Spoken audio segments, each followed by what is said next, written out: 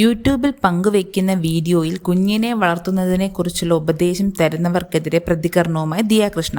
Vlog ചെയ്യാൻ സമയമില്ലെന്നും കുഞ്ഞിൻ്റെ പിന്നാലെയാണ് നടക്കുന്നതെന്നും പറഞ്ഞ ദിയാകൃഷ്ണ തങ്ങളുടെ വീട്ടിലെ സാഹചര്യത്തിനും രീതികൾക്കും അനുസരിച്ചാണ് കുഞ്ഞിനെ വളർത്തുന്നതെന്നും എല്ലാ വീടുകളിലും അങ്ങനെ ആവില്ലെന്നും കൂട്ടിച്ചേർത്തു.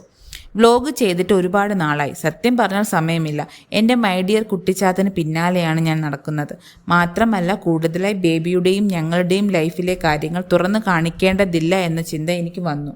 കാരണം ഒരുപാട് അഭിപ്രായങ്ങൾ വരുന്നു. ഉദാഹരണം പറയുകയാണെങ്കിൽ കുഞ്ഞിനെ അങ്ങനെ ചെയ്യരുത്, ഇങ്ങനെ ചെയ്യരുത് എന്നൊക്കെ. എല്ലാ വീടുകളിലും പല രീതിയിലാകും കുഞ്ഞുങ്ങളെ വളർത്തുന്നത്.